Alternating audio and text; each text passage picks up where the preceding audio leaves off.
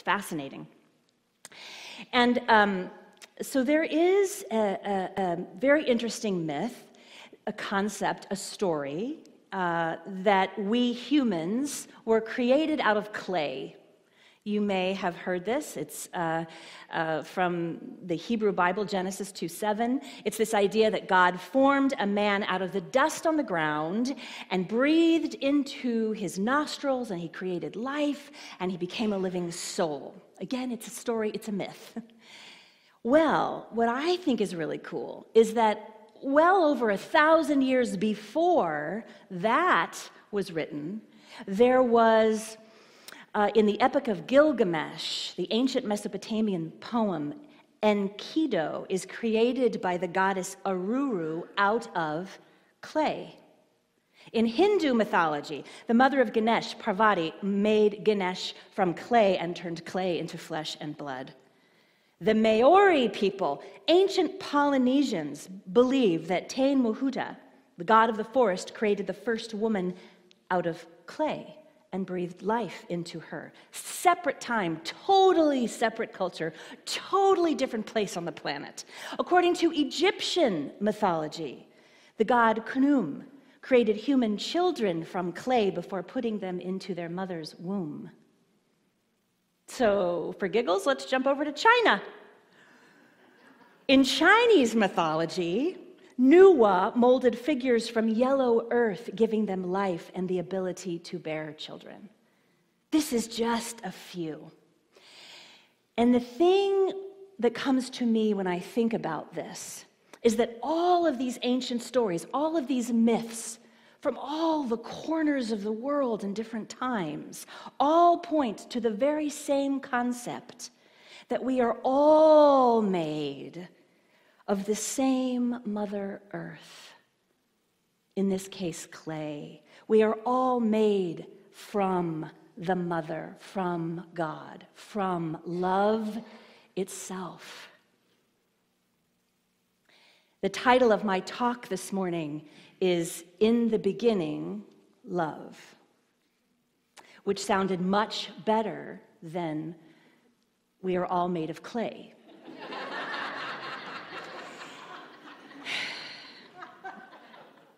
Whatever your relationship was with the person who gave birth to you or the people that raised you, the same message that began thousands and thousands and thousands of years ago is true today. We all come from the same clay. We all come from love. Every single one of us did, despite our circumstances, despite our differences. In the beginning, love. So, within this connected oneness, we also get to celebrate the glorious tapestry of how uniquely different we all are. And within this circle of oneness, with all of our magnificent differences, we actually are all here for the very same reason. And that reason is to love more. To love ourselves more, to love each other more, and to love our planet more. This is what we all share. Now, is this easy? Right now? Not so much. Given our current political, sociological, cultural, and economic stratospheres, I wish I could say this was easy, but it isn't. And this, however, despite this current challenge and difficulty that we are all moving through right now together on this planet, despite this, the absolute highest call that each one of us has been incarnated and come here to experience is to love more. So one of my very favorite New Thought principles is that we are all here to be love in action. Love in action. To put love to our feet. My mama always taught me that love is a verb. Hi, Mom. Mwah. Love is a verb. And that means that we show up. That means we put our money and our time and our energy where our mouth is. And we had a beautiful experience of this over the holidays with our giving tree. And it was so wonderful. I wanted to just give you all a follow-up on how that came together. We ended up supporting 69 children and 30 adults for a total of 99 people. Together, we gave 178 presents, 122 gift cards, and 15 family holiday meals. The estimated value for all of this was $14,250. You are all so awesome. So awesome. And I want to thank Ron and Sharon Mead, who work every year. God bless you, and the bridge that brought you over. You hold this for our community. Thank you so much. Mwah, mwah. Thank you. Really, really. Thank you. Thank you. And there were so many elves that helped them, that assisted in this.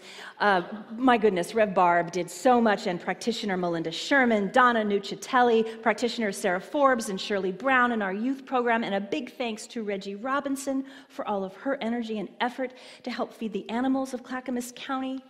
It was beautiful. And we received many thank yous from grateful families. I know one mother wrote Ron and Sharon a note, and she said that her little boy, when he put on his new winter jacket, he wore it all day, even in the house.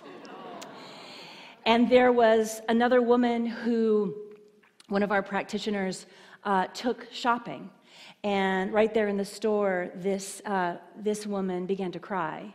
And she shared that it was the first time in years that she had her own money to buy clothes for herself. So, the thing is, I'm really, really interested in this kind of living prayer throughout the year. I love that we do it at Christmas. It's so important. And you know what? Let's ride this momentum, this inspiration, this love, and let's continue it throughout the year. And I believe that we can absolutely achieve this. This is just the tip of the iceberg.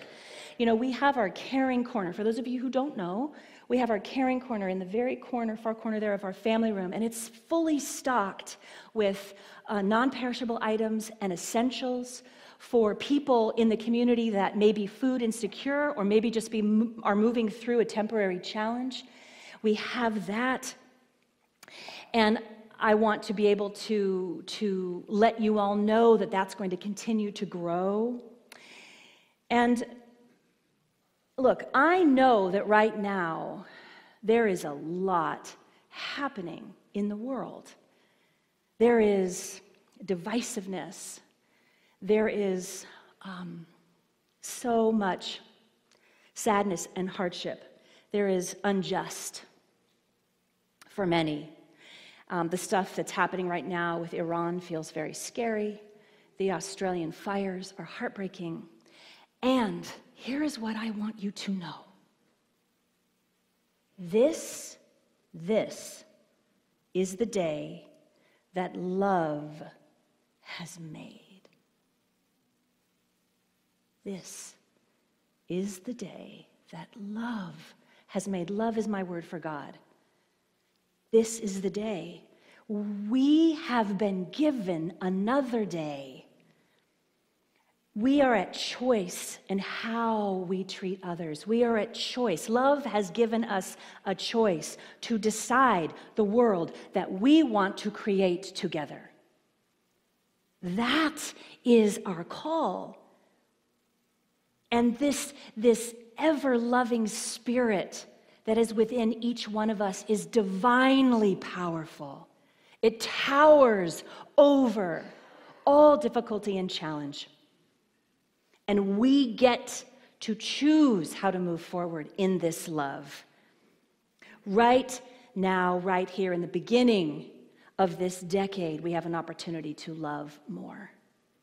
Not just to pay lip service and post good thoughts on social media, but also, my beloveds, to engage together as a spiritual community, to really, really be a part together of dismantling prejudice and bias and the abuse of power, of doing our part to protect our Mother Earth, that same clay that we all come from. Are you with me?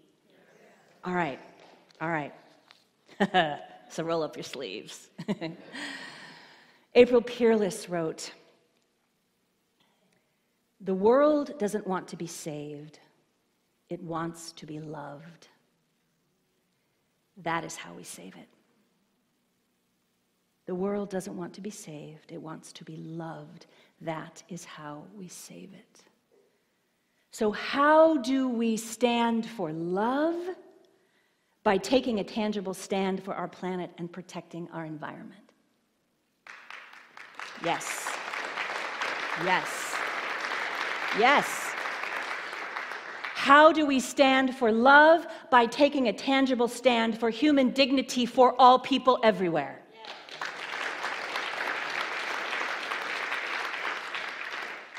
How do we stand for love? By making the unwavering decision that we will have peace in our lifetime. Yes, yes, yes, we will. We will, we will, we will. I want to share a story with you about something that happened to me that was, life-changing. It was a couple of years ago. I was working in Colorado, and I was working with the refugee population there. And there was a beautiful organization that I wanted to learn more about, so I called them and I said, "Can I come tour your facility and see what maybe my group can do to assist and to help?" And they were just overjoyed and thrilled. And so I showed up, and it was just an office building, and I walked in the doors, and when I walked in the doors, there was just this hustle and bustle of love, of activity, of people working together, volunteers and newly arrived refugees taking classes and all sorts of things to help them adjust to life here in the United States. And the director of the program was a Muslim woman, and she was also serving as my translator. And we were sitting down at a table, and she said to me, "Shannon, I really want you to meet a young girl. She's just arrived here, and I'd like you to meet with her." And I was honored and thrilled, and this young girl walked in, and she had just arrived from Somalia. She was just 18 years old. She was wearing a headscarf, so I knew she was Muslim. And when she walked in the room, I could see that she was very overwhelmed. She was shut down. She was very timid. She walked in the room, and I, without really thinking about it, wanting to respect her, and also if I could extend any modicum of comfort for her in that moment, I greeted her with the standard Muslim greeting, "Assalamu alaikum," which means, "Peace upon you. Peace be upon you." And she just stopped. She just stopped. And I know for any of you who have traveled outside of the country, there's a sensory thing that happens. All the sounds are different and the smells are different and everything is different when you go to another country. And so there was all of that. But here I was greeting her in a way that she was accustomed to be greeted. "Assalamu alaikum." And she stopped and she just kind of looked at me and did a double take and said, "Alaikum assalam," which means, "and peace unto you."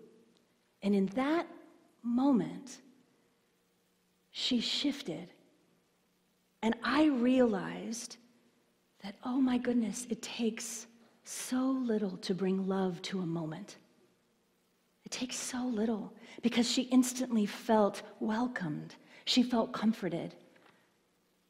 And she sat down and her shoulders softened, and she began to talk through the translator and tell me about her experience.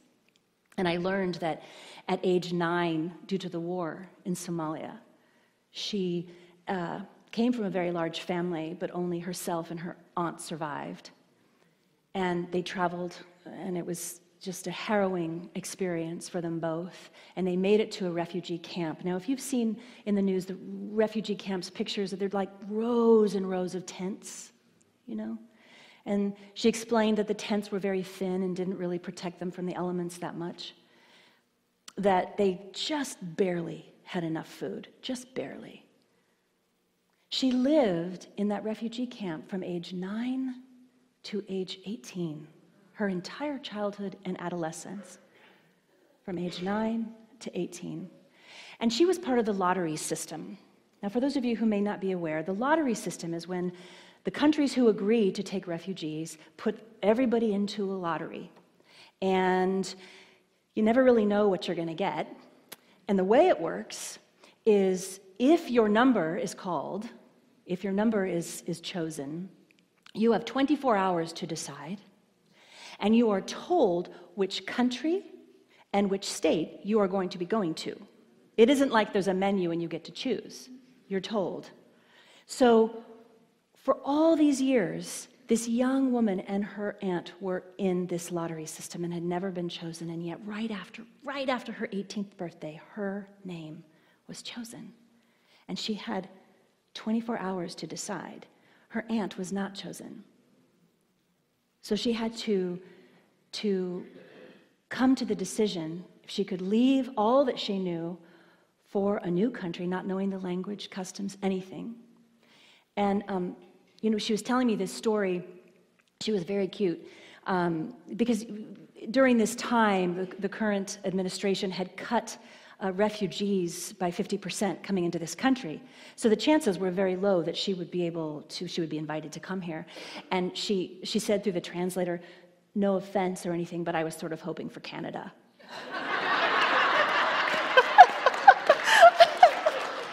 She was a hoot. I said, "I get it, girl." So I asked her, "So what do you want to do? What do you want to be?" She said, "I want to be a doctor and I want to help poor women." And then she said, "And I want to be a good citizen." And we chatted more, and she was 18, and at the time, my daughter Flynn was the same age.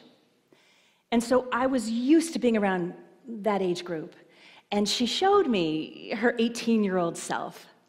She also showed me that she was about 118 in many ways. And so we chatted and just kind of talked about different things, and then the time came for her next class, and the gentleman came and said, I need to take her, and she got up to leave, and she turned to me and she said to me, the first time she had spoken in English, she turned to me and she said, "Peace be upon you."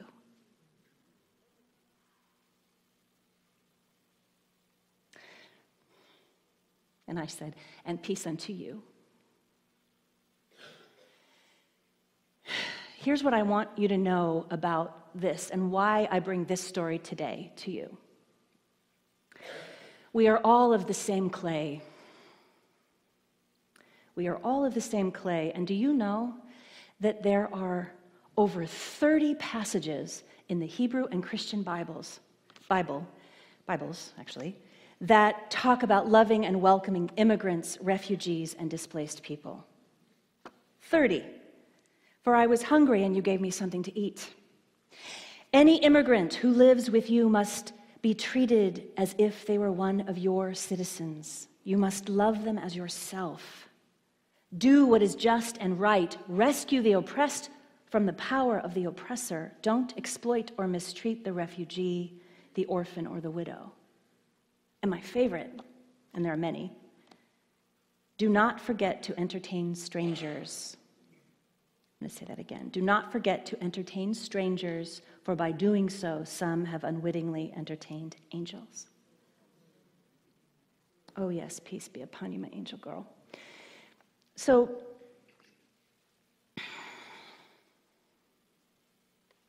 in the beginning of this new decade, my dears, love.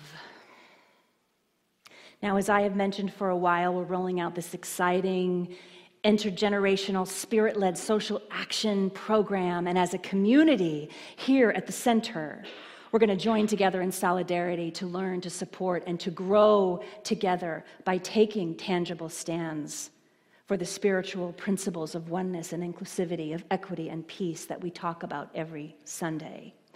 And I want to let you know that you will find a sign-up sheet for both our environment and our peace builders team, which includes interfaith, in the lobby right next to the doors there, and also one downstairs. And I just invite you to fill that out if you're interested, because honeys, it's going to get really, really good. It's going to get really, really good, and I'm so excited to work together with you. So this morning, we've talked about our intrinsic connection to one another, to Mother Earth, that same clay that we all share. And while swimming around in the glorious pool of oneness, we're all individually, elegantly designed in our own uniqueness. Remember, Ernest Holmes said, "Oneness is not sameness." We deeply bow in appreciation and wonder at the glorious differences in each other. We share together a common call to support others, to take a stand for love by taking tangible stands for the planet and for human dignity for all people. And so finally, what I want to leave you with this morning is something that is a critical ingredient to this mix. It's something that over time I have grown to love very much, and that is hope. I also call it faith. In the times we find ourselves in, I think that a heavy dose of hope and faith is the healing salve, the bridge, if you will, that will get us through. So I want to leave you with this poem. It's written by Ingrid Goff Madoff. It's called Hope. 1,000 evenings more, I hung hope out with the laundry. Clothes pinned tenderly beside a pillowcase and 2 sheets. I could tell she needed air, a sweet puff of wind. She needed to get warm again, basking in the sun. After a few hours, I came out with my basket and took her down. We both felt refreshed. She said, "Don't put me in the closet with the sheets. Spread me on your table. Let your guests spill their drinks and crumbs of bread. Wash me gently. Put me back in the sun. Lay me across your bed so I may warm you in the night, or put me on the children's bed that I might comfort their dreams. Whatever you do," she said, "include me. It is the only way that I can live." And so, we hope,